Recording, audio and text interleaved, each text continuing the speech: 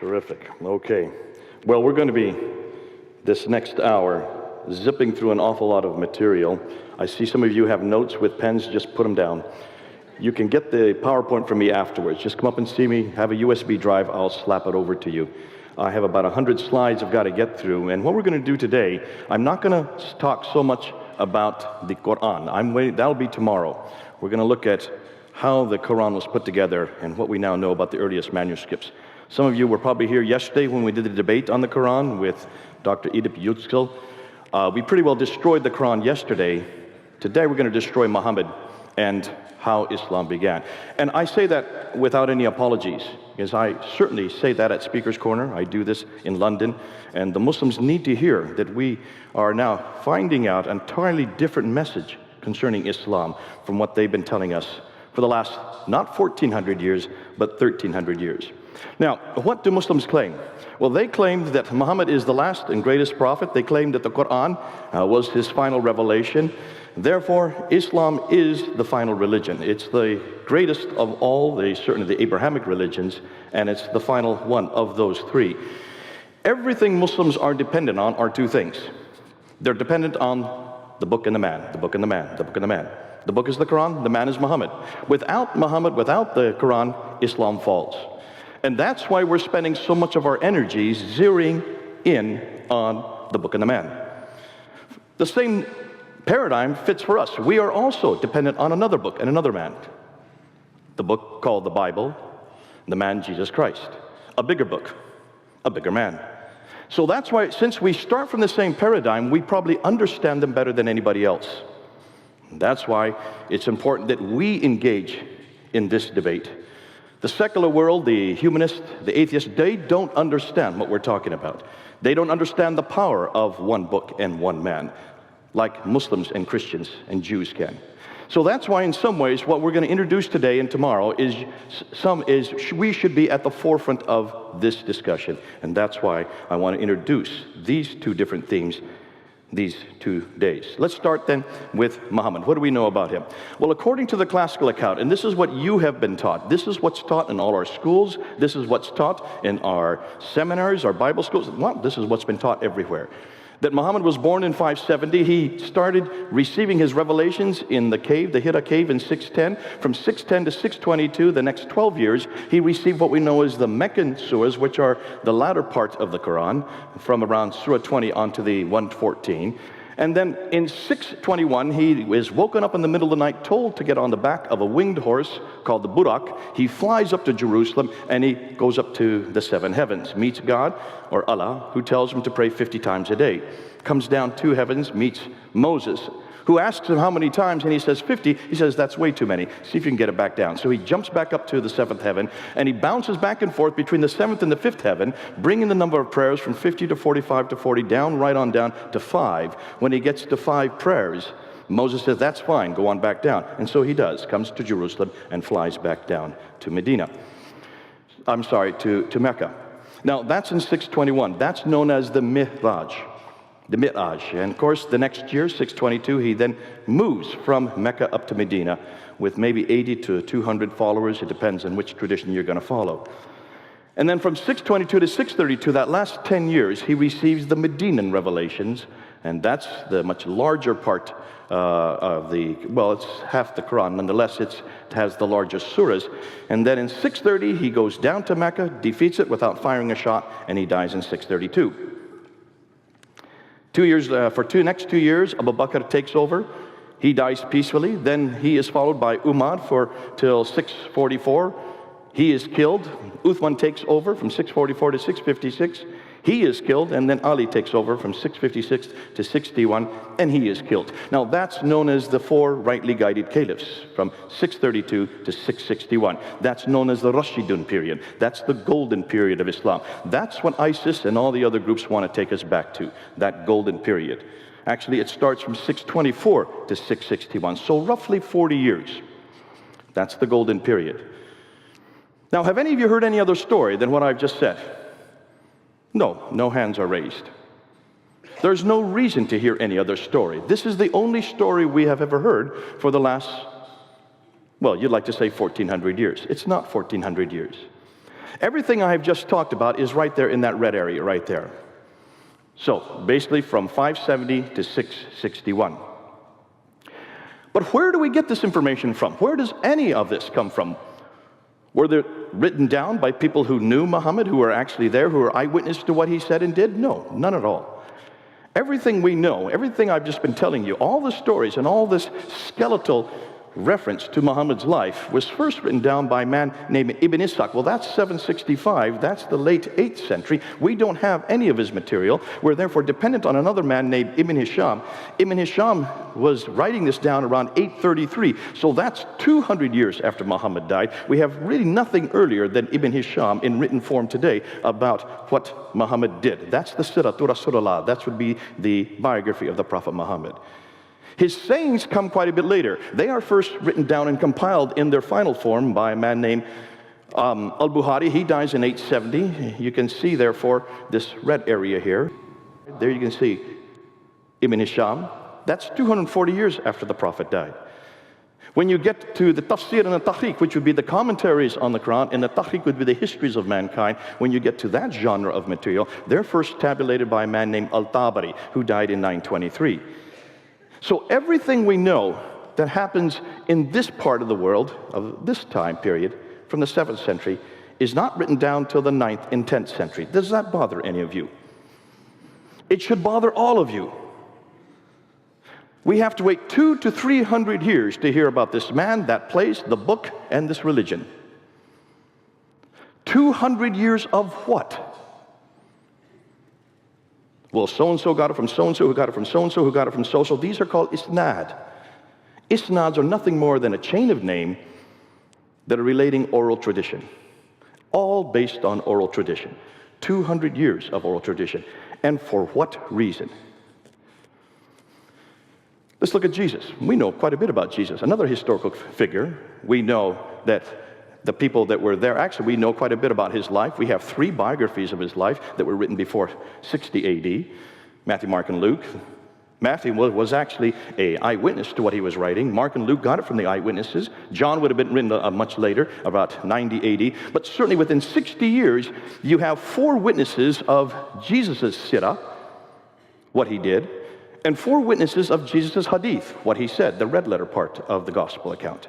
All written within 60 years, 2 by eyewitnesses and 2 by those who knew the eyewitnesses.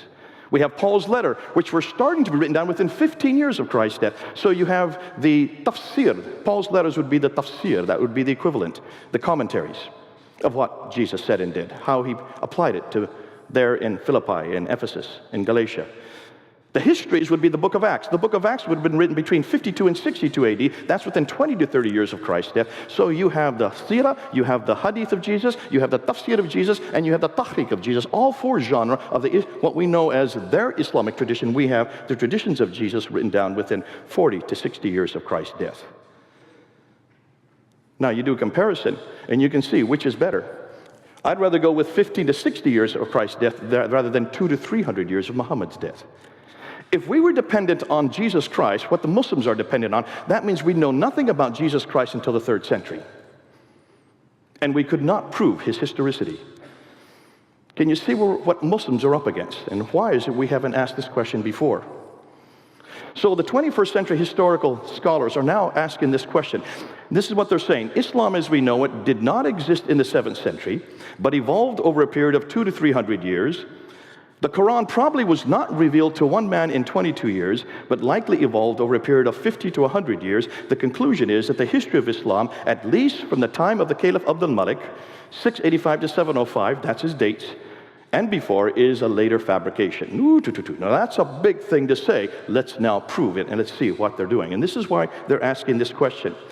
If so much of the history of Islam is written down so late, why did it take so long to write it down? Could these people read and write? Were they not literate? Absolutely. We know that by 642, The Arab world had moved, and these Arabs, I'm not going to call them Muslims yet, you'll see why, these Arabs had taken over Basra, Baghdad, Damascus, Jerusalem, and Cairo, the 5 great cities of the Levant.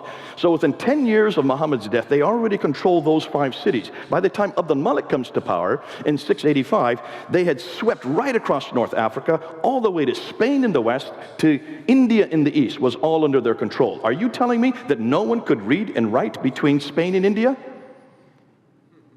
Are you saying that there were no literate people in Basra, Baghdad, Damascus, Jerusalem, or Cairo? Was there not a library that was burnt in the 5th century in Alexandria? What are you burning if you're not burning books? What is a library for if it's not books? More than that, it's very clear in Sahih Bukhari, volume 6, 510 and 509, 510, it's very clear that the Quran was written down at the time of Abu Bakr, 2 years after Muhammad's death, between 632 and 634, the first recension. What did they write down? Zayd ibn Thabit is the one credited with that. He was the secretary of Muhammad. How could you be a secretary if you can't read and write? Obviously they could read and write. So why did they not write anything down about this greatest prophet in the history of mankind, this greatest religion in the history of mankind, and what about the Quran? Where is it? We'll get on that tomorrow. What about the biographers? Where did these 9th century biographers get their material from? Sahih Bukhari is related that he was given 600,000 of these akhbars. And of the 600,000, he was to whittle them down and bring them down to only those that were authentic. And so he did that, whittled them down, and brought it down to 7,397. That means he threw out 98% and only retained 2%. Why? Where did he get the other 98% from? And what happened to that 98%? Wouldn't you like to read it? I'd like to read it. I'd like to know what he'd thrown out. Well, that's exactly why the historians are asking this question. Therefore, they're saying, should we trust this material from the 9th and 10th century? And shouldn't we rather go back to the 7th century and find what actually happened? So let's see what they're finding. Now remember, let's look at a map here so you see what I'm talking about. You can see here's where Islam was up to, the brown area up until 661. Then it moved right across over up to Andalusia, which is Spain today, and India over here, the Mughal Empire, further they came later on. But that's where they had already controlled by the end of the 7th century, the end of the 7th century by the time of Abd al-Malik, just to get that picture. Now the material that I'm going to be using comes from some of the best, finest scholars in the world today.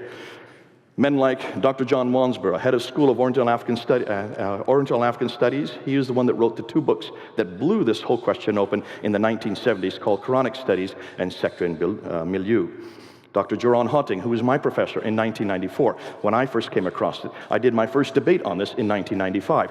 We're talking about 21 years ago. I did my debate on this with Dr. Jamal Badawi at Cambridge University. And I used Hotting's material along with Dr. Patricia Corona out of Denmark. In fact, she was my supervisor at that time. I was with her the night before at Cambridge University. And she gave me 10 historical challenges. Those 10 historical challenges are still up on the internet. They're on our debate site. They have yet to be answered. And that was 21 years ago. So that was in 1995 that we started asking these questions publicly.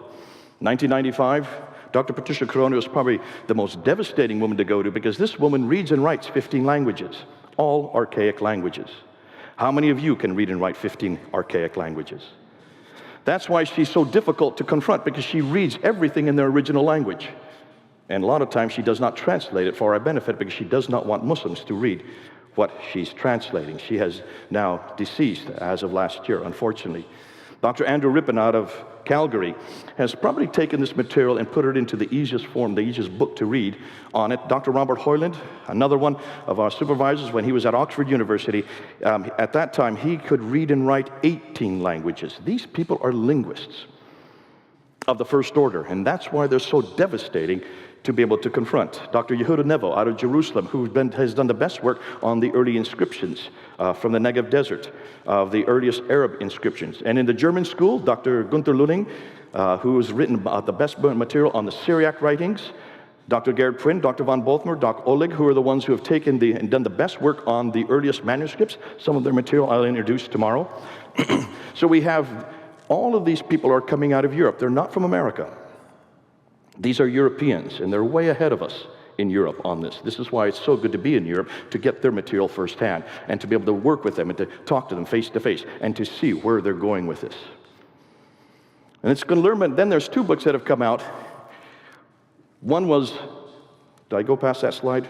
No. 2 new books have come out and 1 documentary, one by Dr. Tom Holland. Dr. Tom Holland wrote this book in 2012. He took 6 years to write it, going back to all the scholars that I just mentioned in the slide before, and he took the material and tried to put it down into layman's terminology so you and I can understand it. And that's the book came out in 2012 that asked these very historical questions. He then put it into a documentary, just an hour-and-a-half documentary, which you cannot see here in the United States. We can see it in Europe still, but you're not permitted here. And it's interesting because that documentary was shown on Channel 4 television in England on August 28, 2012. It caused such a furore amongst the Muslim community that when they wanted to show it again in November of that year, they could not because of all the Muslims that confronted it. And all he did was to take the conclusions. Well, he didn't even do that. He just took the assumptions from the book. He didn't come to any conclusions. He let the viewers come to their own conclusions. If any of you want that video, I have it on my computer. I can give that to you also afterwards if you have a USB drive. But then another book came out in 2012. Dan Gibson is a friend of some of you here. Some of you know who he is. Dan Gibson is a Canadian. His father was an archaeologist. He's been an archaeologist. For 30 years, he's worked in the Muslim world. He lives there amongst them, learned the languages, and he was the one that has probably done the most devastating work of actually asking the pertinent questions concerning the geography of Islam and also the problem with Mecca and the Qibla. There has been a brand new documentary that's just come out called The Sacred City. I think there's a leaflet going around. If any of you do have a chance, get the documentary. It only costs $15. It just came out a month ago. And some of the material that I'm going to be introducing this afternoon comes from that documentary, put out and done by Dan Gibson. And it's this material that the Muslims are going to have to contend with, because we introduced this back in 1994. I introduced it in 1995 in my debate. This is now 2016, and no Muslim has come to an answer on this material that we're going to introduce now, especially on Mecca. So let's look, and I'm going to give you their conclusion before then I prove how they came to these conclusions. This is what they're finding. The first Arab inscription referencing Muhammad is not introduced till 691. Did you hear that? We know nothing about this man Muhammad from within Arab sources. Externally, we know about him. We have the Doctrina I Jacobi in the British Library, 634. We also have the writings of Sabaeus in 660. But we don't have any Arab reference to his name until 691. That's curious. That means for 60 years, the Arabs didn't know this man. The first reference to the name Muslim is not introduced until the 690s. So what did these Arabs call themselves? Well, they call themselves Saracens. They call themselves Haggarines from the line of Hagar. They call themselves Ishmaelites from the line of Ishmael. They call themselves Maghrites from the area of the Maghreb. They call themselves Mahajurun, which would people of the Hijr, people of the Exodus. These are the nomadic people. So they did give their names, but they didn't use the word Muslim. Isn't that curious? The first reference to the religion called Islam is not till 691, and that's on the Dome of the Rock. The first reference to Mecca, here's the worst part. The first reference we can find to the city of Mecca is not till 741. And the first biography of Muhammad does not get written down till 833. Now, let's unpack that. That's an awful lot to take in just a few minutes.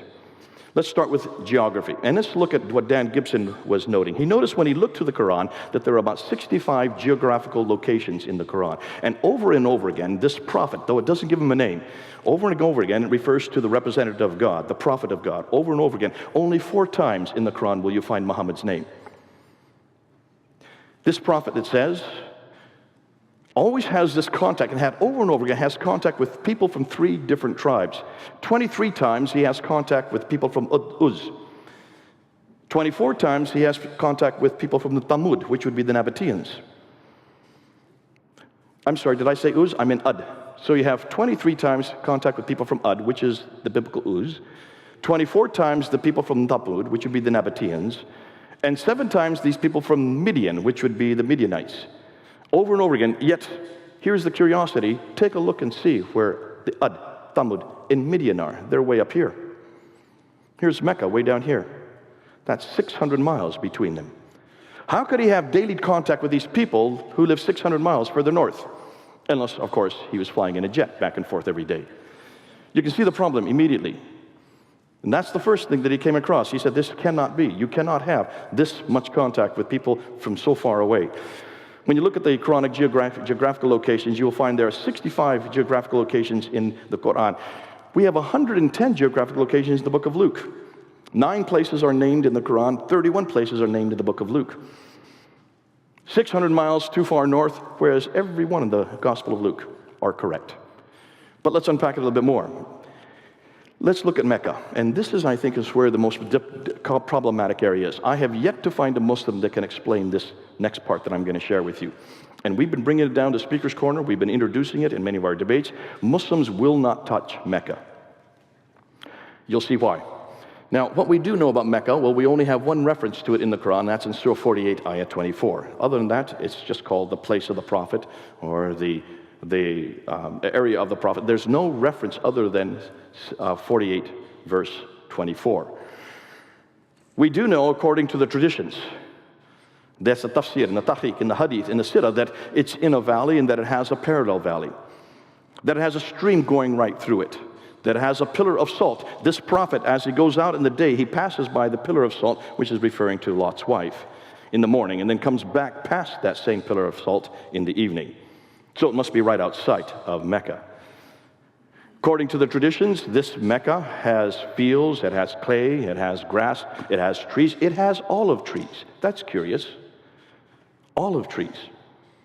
And that it has mountains overlooking the Kaaba. The problem is, none of you have been to Mecca, you're not permitted, but if you've seen pictures, and anybody that has been to Mecca, you know it's not in a valley. You know that there is not a parallel valley. There are no mountains overlooking the Kaaba. The closest mountains are about 5 kilometers away. There is no clay, grass, or loam. There has never been any clay, grass, or loam. And there certainly are no olive trees in Mecca, because there are no olive trees in all of Arabia. The only olive trees that grow up in the Mediterranean world, which is 600 miles further north. There you go again, 600 miles further north. It has no stream going through it. It has no water. It only has one well called the Zamzam well, and that's one of the reasons why Patricia Corona picked up and went on from there. But let's just deal with that later. We'll come back to that. Mecca, we do know, is at the center of Islam. It is absolutely important that Mecca should exist, because what we do know is that possibly it was the first place that Adam and Eve were sent to. Remember, Adam and Eve, according to Surah 7, were up in the Garden of Eden, which is up in space. It was not on earth. And in verse 24, when they were thrown out of the Garden of Eden, they were thrown down, according to the traditions, down to Mecca, which would make it the oldest inhabitant in the history of mankind. According to Surah 21, Abraham was in Mecca. He goes into the Kaaba and destroys the idol. So certainly in 1900 BC, I had no idea Abraham was in Mecca, but according to the Quran, he was. That would mean Mecca would be at least as old as 1900 BC. We know from the traditions that Muhammad was not only a trader, but Mecca was the center of trade, north, south, east, and west. And that's why it enriched itself. That's why it got its importance. We know that Muhammad was born there. Supposedly, he then moved from there in 622. And that it became the center of the Qibla in 624. After 2 years of there, when the Qibla was moved back up to Jerusalem, it was then returned back down to Mecca, according to Surah 2, Ayah 143 to 150.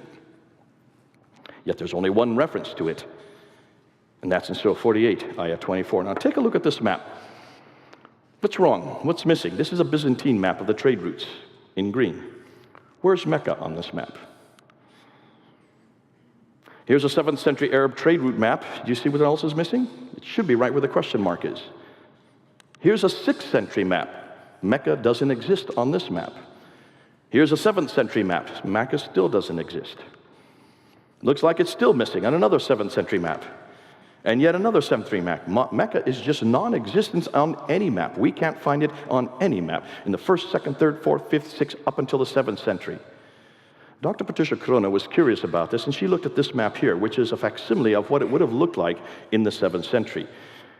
And she noticed the trade route. Now, since you're over here, I'm going to be pointing over here, but if you want to come over here and see, this is the Arabian Sea, and here's where all the spices were coming from the western coast of India, and also over here in China. And they used to come across the Arabian Sea up into the Persian Gulf to get over to the Mediterranean world. Now, Dr. Montgomery Watt is the one that came up with the trade route theory that supported the notion that during the 5th and 6th century, the Sassanids over here were warring with the Byzantines who are over here. The Byzantines and the Sassanids, Persians and Christians, warred for about 200 years, which shut down the Persian Gulf.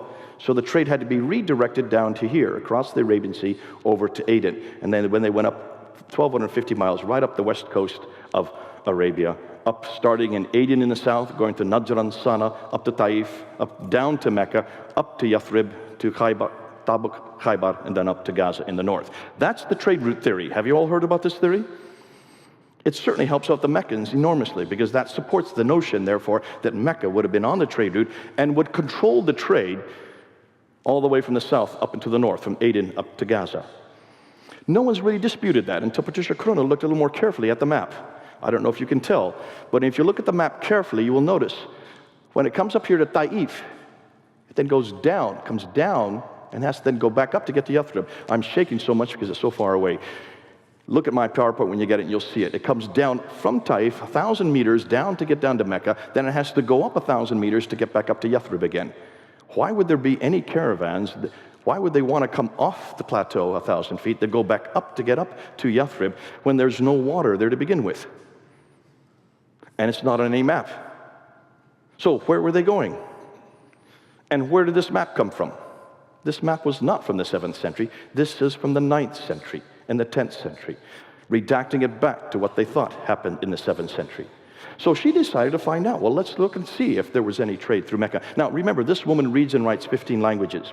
So she went back and she went through all the trading documents, starting with the 2nd, 3rd, 4th, 5th, 6th, 7th. God bless her. She didn't bother to translate any of them for us. But what she did find is that there was no reference anywhere to a place called Mecca in any of the trading documents. In fact, the Arabs were not in charge of the trade. What she found was that the Africans here, the Andalusians, Andalus right there, was in all of the trading documents. And the reason is very clear. My 10-year-old son saw the reason. Let's see if you can find the reason. Anybody see what's wrong with the trade route theory? Take a hard look at the map and see what's wrong. Anybody want to venture a guess? Go ahead. It's easier to go up water than across. Good man, give him an A. Exactly. Why would you start on boats over here, come across the Arabian Sea, take off all your goods here and go 1,250 miles by land when you have a waterway going right up the side, the Red Sea? Why didn't they keep them on board boats? Well, this is exactly what she found. All the trade was maritime.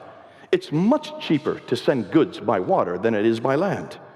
If you take a ton of goods, she found, and send it just 50 miles by land, it's the same cost as 1,250 miles by sea. That's why even today, all of our goods, our cars, and all of our large vehicles, and anything that's sent from one country to another, it's sent by ship, because it's so much cheaper than sending anything by land. Why hadn't no one noticed this before? So she noticed it, and so she wrote a whole book about it, Meccan Trade and the Rise of Islam, published in 1987. She was given a death threat because of that book. And so she had to move from Oxford to Cambridge University. And that's when I met her, when she was at Cambridge. And then she noticed that she couldn't find any reference to Mecca. So she scoured all the trading documents. She went and she found documents from way up here in Ctesiphon, which is now Baghdad. They had come down over here to Yathrib, and they found silver outside of Yathrib, which is now today called Medina. The archaic name was Yathrib. And she looked at their documents, and they're just northeast of Mecca, but there's no reference to Mecca in any of their documents. They didn't know about this place. That's rather curious. If it's the center of the world, if it's the oldest city in history, if it's where Abraham lived, it's where Muhammad was living, it's where Islam began, no one heard about this city. The first reference she could find for Mecca was not to the Apocalypse of Pseudo-Methodius, Continuata Byzantia Arabica, written in 741. Muhammad died in 632. Can you see the problem?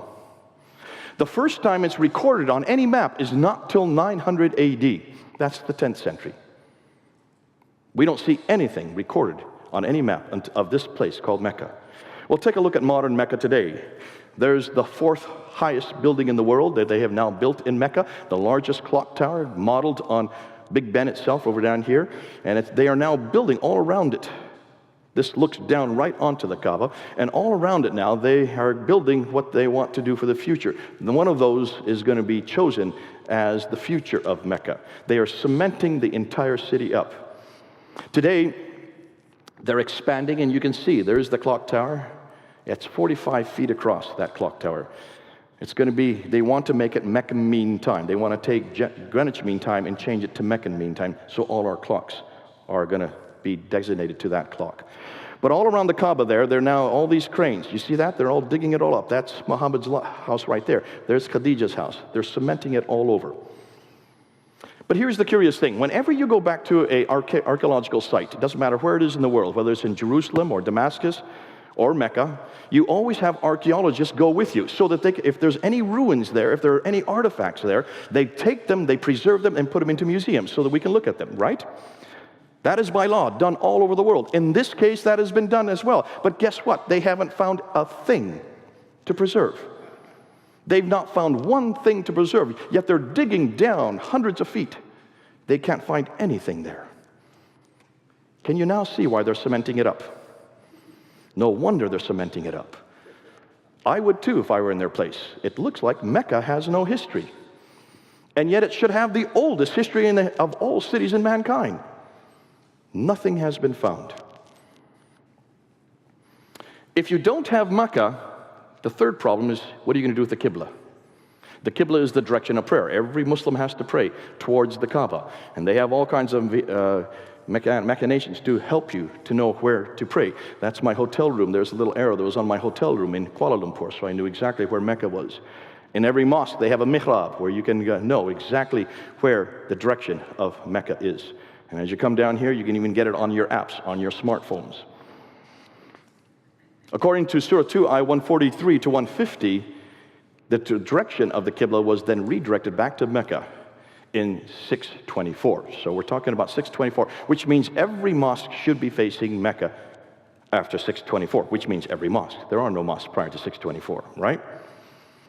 Back in the last century, well, another 1905, two researchers, Dr. Creswell and Dr. Fehérváry, when they were digging around old mosques in what is today Iraq and also in Egypt, they came across the Wasit Mosque and the Kufa Mosque in Iraq and the Fustat Mosque in Egypt. And as they dug down to the original floor plans, they noticed that the Qibla for all three of these mosques were wrong. The two mosques in Iraq, the Wasit and the Kufa Mosque, were facing straight west. The one in Fustat was facing straight east. They should have been facing down here. This is the 1905 they noticed this. And they just said, this is a curiosity. They suggested that maybe these mosques were facing Jerusalem. They were off by 3 to 5 degrees. But that's understandable. They weren't really interested in that. They just wanted to look and see what they could find. We do know that if we have documentary evidence from Jacob of Edessa in 705, he even admits in the 8th century that it is from all of this clear that it is not to the south of the Jews in the Maghreb here in the regions of Syria pray, but towards Jerusalem or the Kaaba. That's what he thought. He was wrong. Dan Gibson has the one that has begun and run with this question, and he has come up with this new documentary, which you can get. Go and get it. Only costs $15. Called The Sacred City. You can get it online. Just pull it down onto your computer. And what I'm going to do now is introduce what he has now found, because he wanted to take this question a step further. He wanted to find out where these mosques were praying. So he looked at numerous mosques from around the world, starting with the Mosque of the Two Qiblas. You can see there's a picture of it in Medina. There's one Qibla going that direction, and this direction, and one Qibla going, if you look off to here, that's the older one going off that direction. The Mosque of the Two Qiblas supposedly was facing Mecca, but it was returned, it moved to Mecca later. What was the earlier Qibla? When they uncovered it, they were refurbishing the mosque in 1987, and as they dug down, they came across the original Qibla. And look what they found. The original Qibla was not facing Mecca, it was facing the opposite direction towards Petra in Jordan. The great mosque in Guangzhou in China, built in 630, which is Guangzhou, I've been told. Sorry, I got it wrong. Did I still say it correct? Anybody correct me? I got hammered by a Chinese the other day for saying it wrong. Guangzhou? Zhao? It's now Canton today. In 630, take a look, it's 12 degrees off. So where is it facing? Not Jerusalem, not Mecca, but Petra. Look at the date, 630. The Fustat Mosque outside of Egypt, the one we've been referring to, built in 641. The description of the original floor plan showed a Qibla to the east and then later turned towards the south. Dan Gibson found that that Qibla towards the east was Petra. Therefore, in 700 AD, it was still facing Petra. The great Mosque of Baalbek in Lebanon, the Qibla in 701. Look at the date, 701. Muhammad died in 632. The Qibla was canonized in 624. Are you following me what I'm saying here? We're talking about 85 years later, it was facing Petra, not Mecca. Baalbek in Lebanon, the Qibla runs right through Petra. When we go to Jordan, the Amman Citadel in Jordan. Now this is interesting. Take a look at this one, because if you look carefully, you'll see two mosques. You'll see a bottom one here, that's built in 701. Then you'll see another mosque built up here later, built in 740. You notice there are two different Qiblas? That one there, the 701 mosque, is facing Petra. The one behind it and up above it, built in 740, is facing Mecca. Something happens between 701 and 740. Let's go and find out. The great Mosque of Sana'a in the capital city of Yemen in 705, the Qibla, again, is facing Petra. We go to 706, the Kirbat al-Minya in Israel, built by Al-Walid, who is a son of Abdul Malik, on the shores of Galilee. Its Qibla is not towards Mecca, nor towards Jerusalem, but towards Petra. The Wasat Mosque that we talked about earlier from Iraq, built in 706. Archaeologists Krezel and Faravati thought it pointed towards Jerusalem, but it doesn't. We now know that that mosque, the Qibla, is facing Petra. They were off by 3 degrees. The Al-Aqsa Mosque, now take a look at this one. This is the Al-Aqsa Mosque that's right there in front of the Dome of the Rock. It's built in 706, built on a citadel. But when you look at the entire citadel, both of the Al-Aqsa Mosque, which is here, and the Dome of the Rock, which is up there, when you look at the two of them, you will see that the entire citadel is facing one uniform direction. So both the Dome of the Rock, which is built in 691, and the Al-Aqsa Mosque, which is built in 706, both of them are, in fact, all of the citadel is facing Petra. And it's still facing Petra today. It hasn't changed.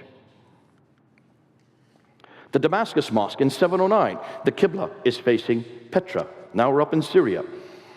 Staying in Syria, the Mosque of Umar in 720, we're almost 100 years later, and the Qibla is facing Petra. The Kirbat al-Masjar Mosque in the West Bank, we're now in Palestine. 724, we're now almost 100 years later, and the Qibla is not towards Mecca nor Jerusalem, it's facing Petra. The Anjar Mosque in Lebanon, 724. This is a good one because this one was abandoned, so therefore it's preserved well. It's still pretty much the way when it was abandoned. And when you look at the Qibla there, you will find that the Qibla is facing directly towards Petra there in Lebanon. Notice how up to 725, all of the Qiblas are facing Petra and uniformly facing Petra. Muslims have tried to come back to me and say, well, they just didn't know their direction. They were not sure of the fact because it was all desert area. I said, these are people that did not have roads. They had camels. And when you're on camels in the middle of the desert, you better follow the stars. You better know your direction, otherwise you die. These people certainly knew their direction. What's more, why is it that uniformly every one of them is facing Petra? Uniformly, they're facing Petra. There you can see a backed up view as what we're talking about. Now, interestingly, when we get to 728, the Qiblas neither face Petra nor Mecca. That's a curiosity. And then finally, we get the first mosque that we have been able to find that's facing Mecca, and it's not till 731. And it's as far away as in Banbor in Pakistan.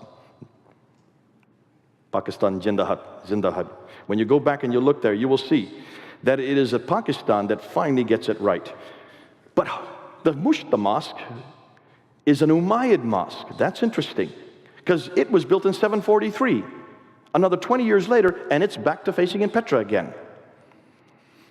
When you get to North Africa, there seems to be a real confusion. Here's the Ribat Fortress in Susa in Tunisia, built in 771. It's not facing either Petra or Mecca, it's facing straight south. The Cordoba Mosque in Spain, it's not facing Petra or Mecca, it's facing straight south. Again, much like the one in Kirawan that you have in Tunisia. Look at the date, 817. The Qiblas were canonized in 624. We're almost 200 years later, and it's still not facing Mecca. So, his conclusion, all the Qiblas were facing towards Petra until 725. There was a confusion for the next 100 years, and then the Qibla was not finalized towards Mecca until 822. That's 200 years too late. It takes them 200 years to finally canonize the Qibla towards Mecca. So, what's the significance of Petra? Well, take a look at that trade route map that I showed you earlier. What's at the center of all the trade? Petra is at the center of all the trade. What also is significance of Petra? It was the sanctuary of the Umayyads. The Umayyads used Petra as their sanctuary. Remember, they came into power in 661, and they were in power until 749. So, roughly 80 to 90 years they were in power. Those of you who have been to Petra, you will notice it is the center, is a city of tombs and temples. It is the center of the Nabatean kingdom. The Nabateans are the one that give us Arabic. Arabic comes from the Nabatean script. The Nabateans were there in Petra was as their sanctuary, and that was their sanctuary from the 2nd century BC. They were one of the great powers in the early years. And when you look at Petra, you will notice that it's in a valley, exactly like the Quran says. It has a parallel valley, just like the traditions say. It has a stream going through it. It has fields, trees, grass. It has clay. It has loam. It has olive trees. It's near that pillar of salt. If there was a pillar of salt, it would be near Petra.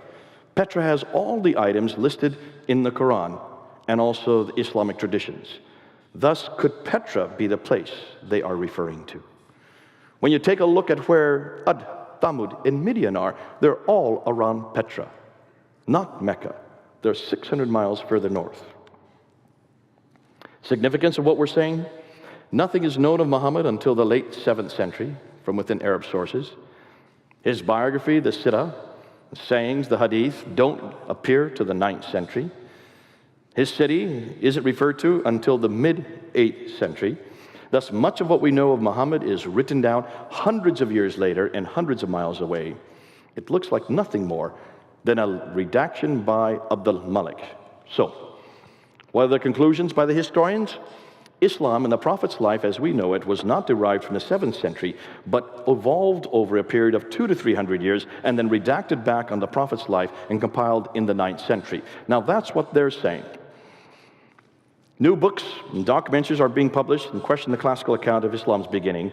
And the questions are these: why are there no Muslim sources for 200 years? That's the billion-dollar question. Why do the claims they make not fit the historical record?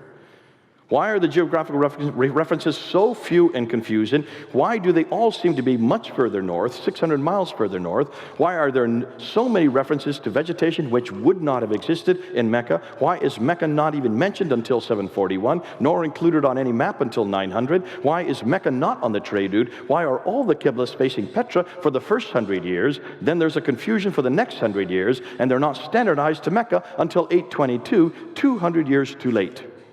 Therefore, much of what we know about early Islam is now in doubt. So, what really happened? Now, this is the scenario that we're looking at right now. This may change in 10 years. It may change even in 1 year. Because so much new material is being found that we're always having to upgrade it. This is what we think so far. To make sense of all what's going on, we need to begin with Abdul ibn Zubayr. Abdullah ibn Zubayr was the one that rebelled against the Umayyads. He didn't see them as legitimate rulers. He was the governor of Petra himself. When he rebelled in 683, during the beginning of the Marwanid period of what we know as the Umayyad Caliphate.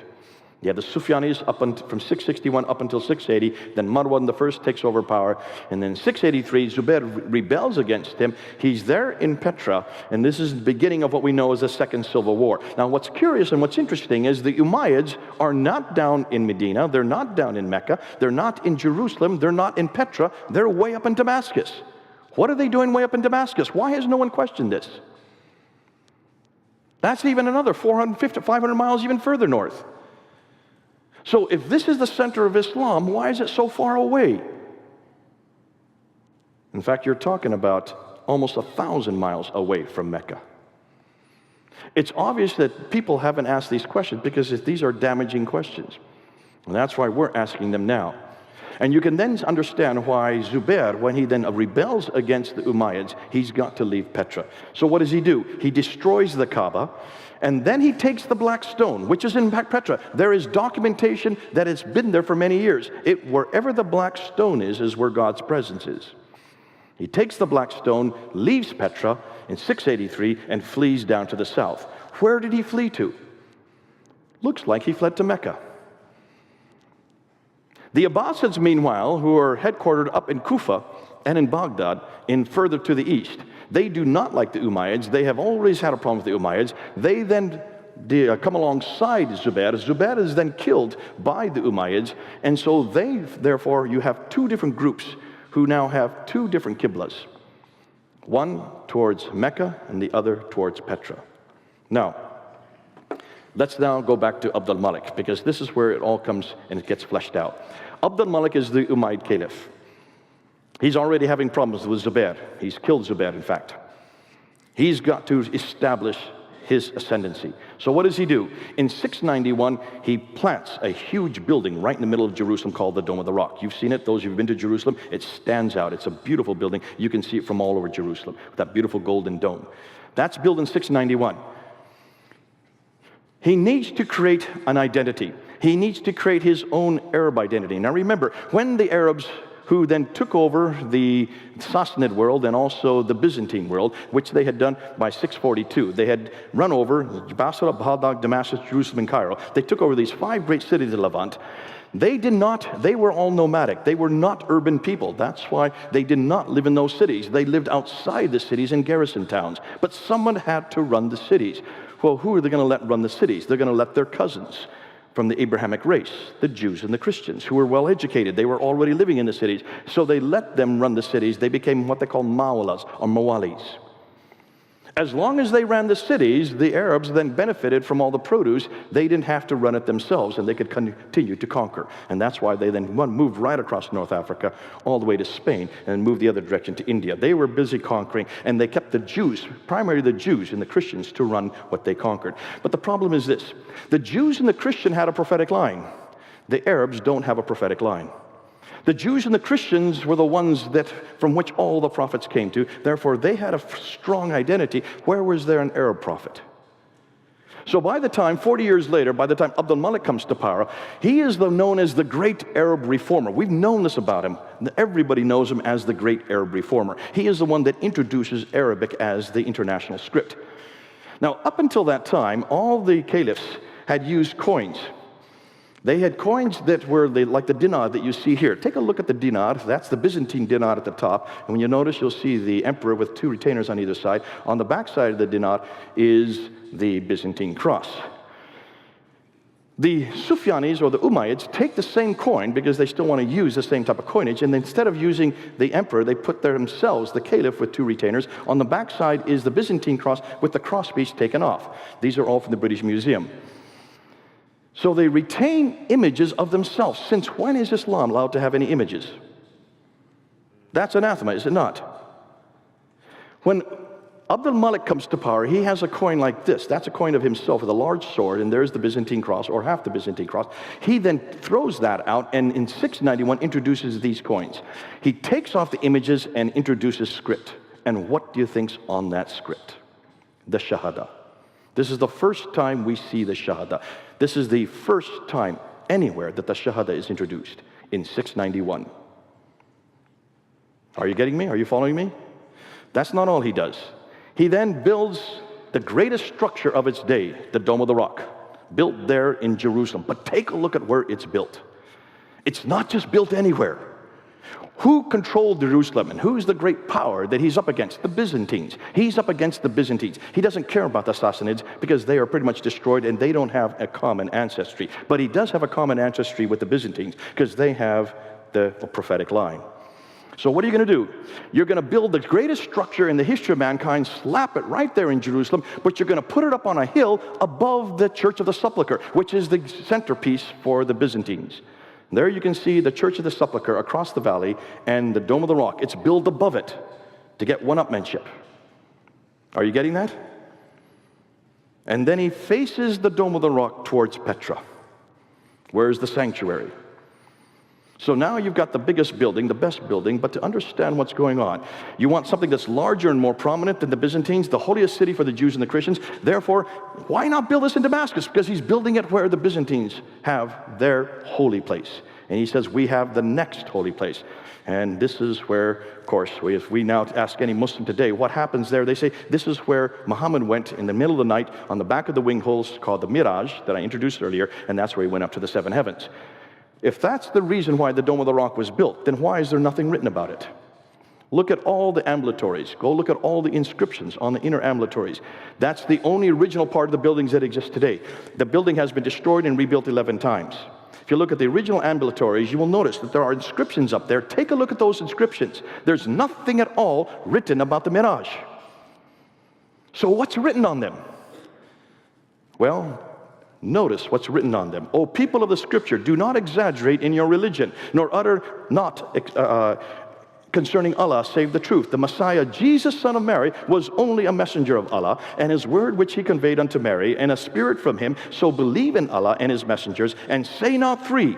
Cease. It is better for you. Allah is only one God. Far as it be removed from the transcendent majesty that he should have a son.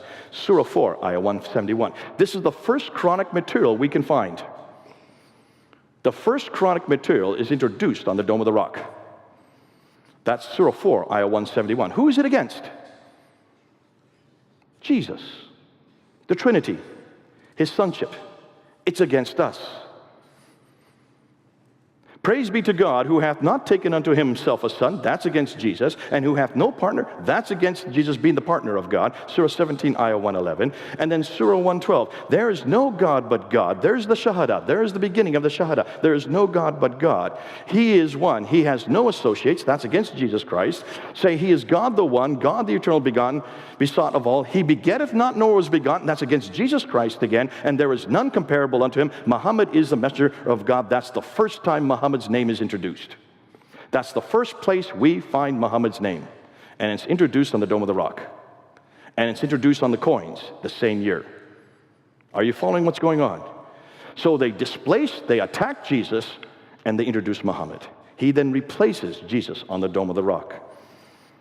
Now, at the same time, we have the protocols, the caliphal protocols. This is done by Yehuda Nevo. Yehuda Nevo noticed that all the protocols from the Sufyani period of the Umayyad Caliphate, from 661 all the way up until 680, up until 685, there is no Bismillah, there is no reference in any of these protocols. These are the official documents of the caliphs themselves.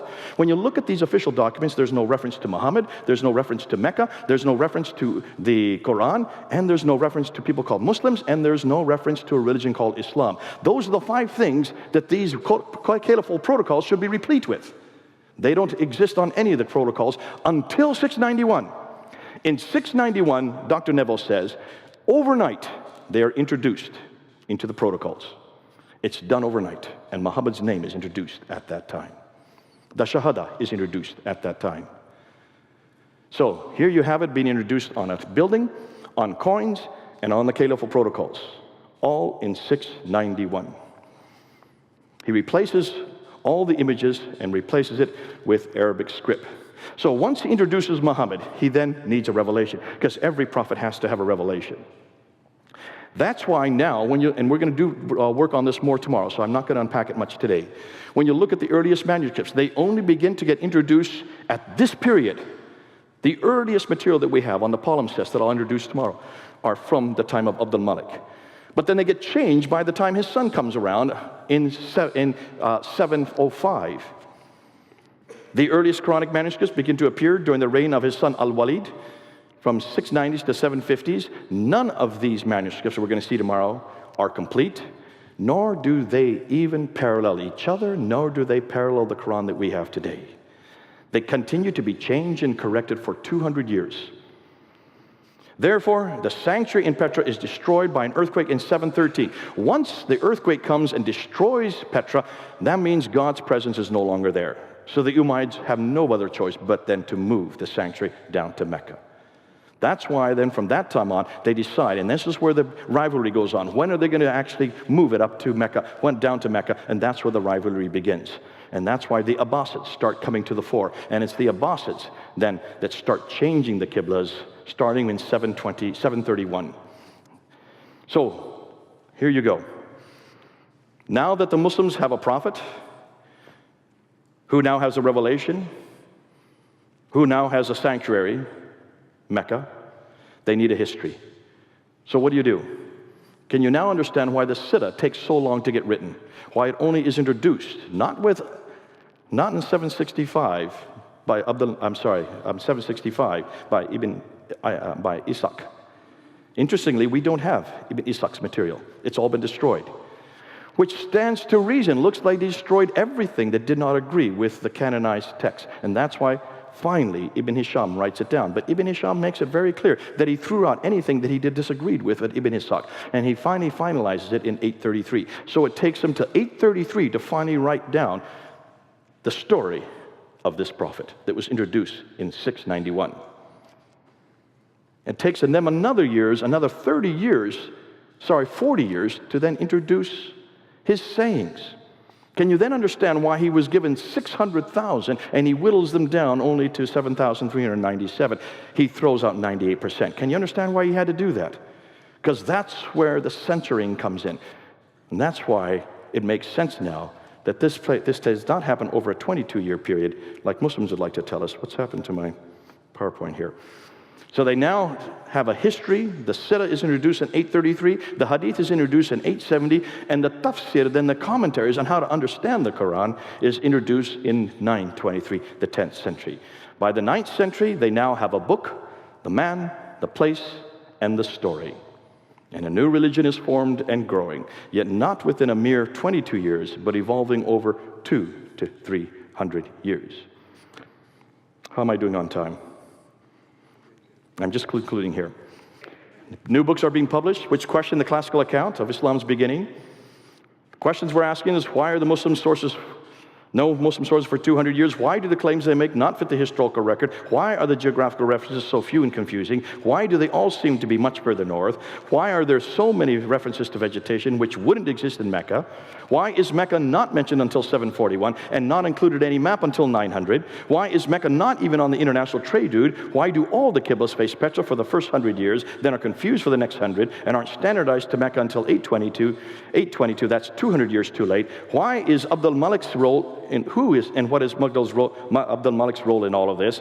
Does a nascent Islam really begin with him? Since much of what we know about early Islam is in doubt, since much of the Quran is also in doubt, since nothing is known of Muhammad until the 7th century, or Mecca until the 8th century, or his story until the 9th century, hundreds of years and hundreds of miles away, can we conclude that Islam is nothing more than a later redaction, possibly, I would say, begun by Abdul Malik, but I want to change that. I would also say that there is a political competition going on between the Umayyads and the Abbasids.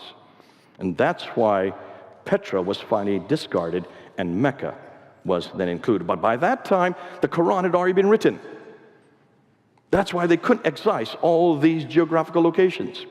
That's why they couldn't take out all these references to Ad, Thamud, and Midian. They weren't able to do that. Can you see why? They should have done that in the 7th century before they even started writing the Quran. Too late. We caught them hanging. And that's why it's so difficult to support Mecca.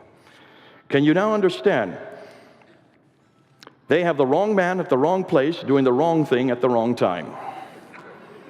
Now what about Jesus?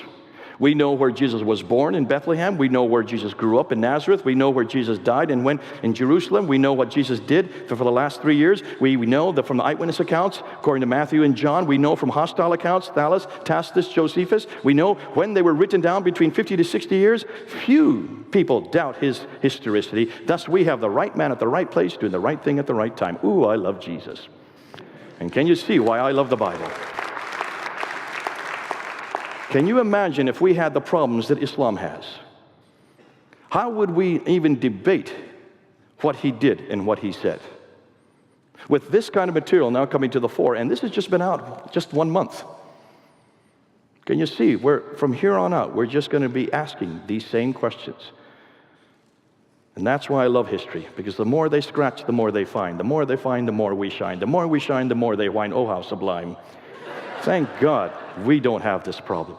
See, everything that I've said today, all this material that we're now using against Mecca and against the Qibla and looking at all the problems between the Umayyads and the Abbasids, have you noticed this has all been foisted against Christianity? We've had it since the 1800s, and we had the documentary hypothesis. We had enormous amount of criticisms, of redacted criticism, source criticism. We've had all kinds of criticism against the Trinity and the person of Jesus Christ. We've had it for about 150 years, and we've answered every one of them. One of the best men I know, Sam Shamoun, can answer everything about Jesus Christ.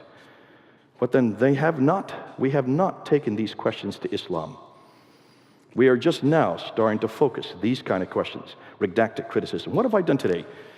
I've just been doing source criticism, redacted criticism. I've been doing historical criticism, a little bit of literary criticism. It's not very difficult to do what we're doing here.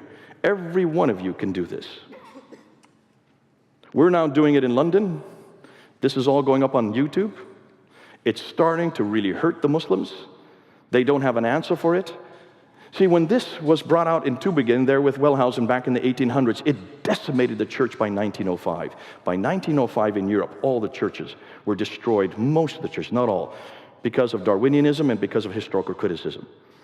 Now, we've learned to find all these material. That's why we have a great museum tour called the British Museum Tour in the British Library. If you come to London, we're going to take you on it. In 3 hours, we will show you artifact after artifact stolen by the British, put into that building so we could look at it, that shows you exactly how 1st and 2nd Kings, 1st and 2nd Chronicles, 1st and 2nd Samuel can be historically proven. We have names, dates, places, and people all right there in front of you to show and support the book of Genesis, the book of Jeremiah, the book of Isaiah. It's so good to be able to say that, because we've done our homework. Where are the Muslims going to go to find these kind of objects? Where are the artifacts to support Mecca, when they can't even find any ruins below those skyscrapers? Those skyscrapers are digging up nothing but sand. And that's exactly what Islam is built on.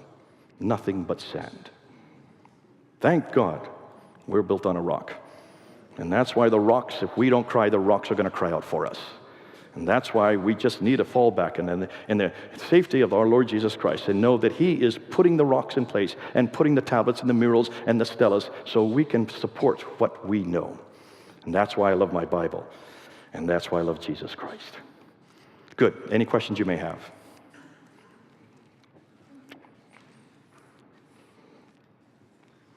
Yeah. Is this being recorded, by the way? Is this being recorded? It's being filmed? Do you want me? Okay, he'll use a microphone. Thank you for the information. It was great, and appreciate you sharing that with us, and look forward to being able to use that.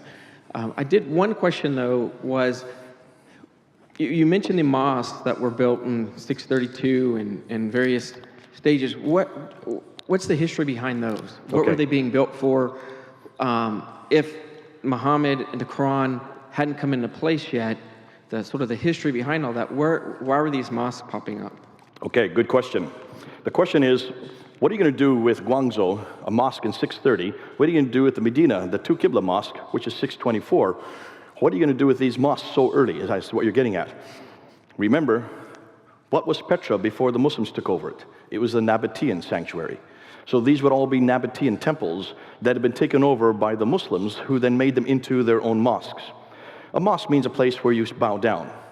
That's what a mosque is. It's a masjid. It's a place to bow down. And therefore, it was created by these early ones. The ones before the Muslims took them over would have been temples to the Nabatean gods. And what's interesting, take a look at the Nabatean gods. Who is the primary Nabatean god? His name is Allah. That's a Nabatean god. Isn't that interesting? Allah has a wife, Alat, which is the feminine form of Allah. The other name for Alat is Aluza. Have you heard that name? Alat, Aluza, and Al-Manat. Take a look at the Quran, Surah 53, Ayah 19 and 20. These are the satanic verses. These are the three goddesses that are mentioned in the Quran itself. These are Nabatean goddesses. Now, I read in my Quran, in Surah 6, Ayah 101, that God cannot have a consort. Then what's He doing with Alat, His consort? Ooh, I love this. Makes my job a lot easier.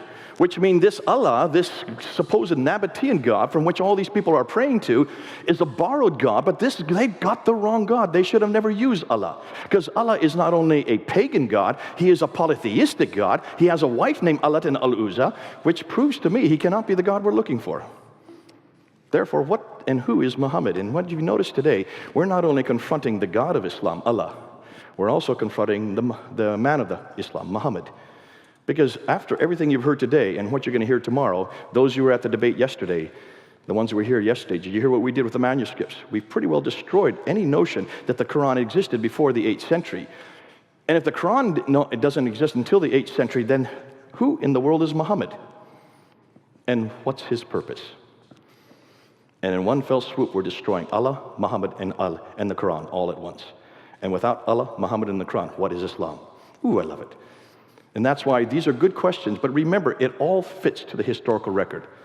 And that's why the documentary evidence fits the archaeological evidence. Tomorrow we're going to see it also fits the manuscript evidence. It's all fitting to one piece. And that's why I would say these mosques were temples, which then became mosques, but they're all facing Petra, the Nabatean kingdom, where Allah comes from. Didn't they find some Qurans that were actually too early? Okay, the question is, did they find some Qurans that were actually too early? And this is called and we can talk more about it tomorrow, but this is what the folios, the Birmingham folios.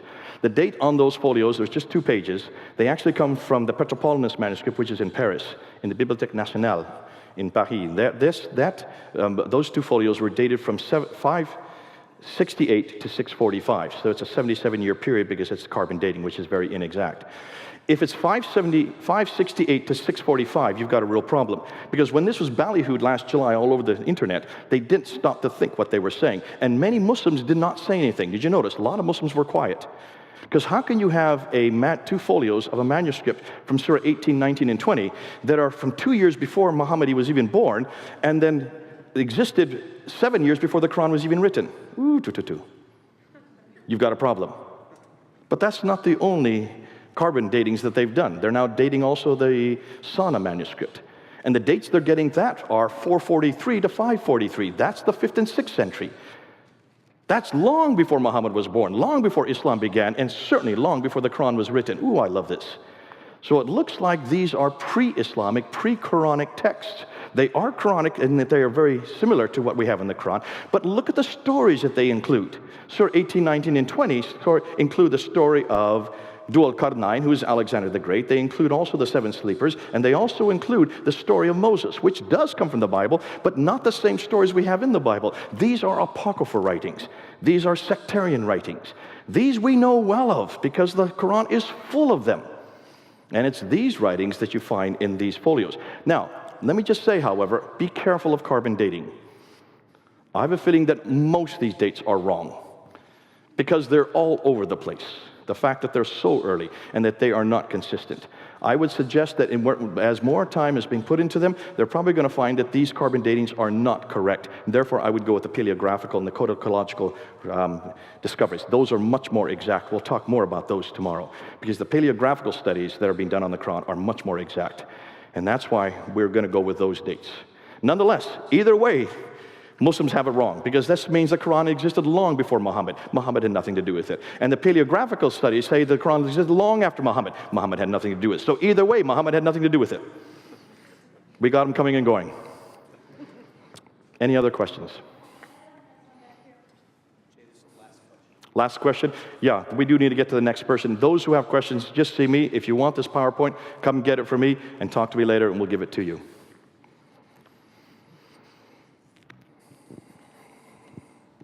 Jay, there are many people that question, such as Tori, about why the name Islam was chosen.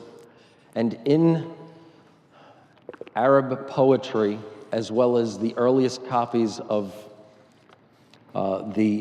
translations of the gospel, the word Islam and the verb are used to mean to betray, to deliver over, to hand over. And the verb form itself is used repeatedly for what Judas Iscariot did to Jesus. And the stuff that you presented about the Dome on the Rock fits in very well with this idea that the word Islam means betrayal as opposed to submission. Good man. Wow, I've not heard that before. Who are you? Yes, Adam, that's a very good, did you all catch that? So it is betrayal, the root, every Arabic word has three-letter root, the consonantal root. And so you're saying that is betrayal. It's not submission or subservience. It is betrayal, which is what we seem to be finding with the Dome of the Rock. We'll go with that. We'll see how much we can come with it, and we'll ask certainly the other scholars and see if that works. Thanks a lot, Adam, for that. God bless you, people. If you want to see me more, come and see me, and we'll give you the PowerPoint so you can have it.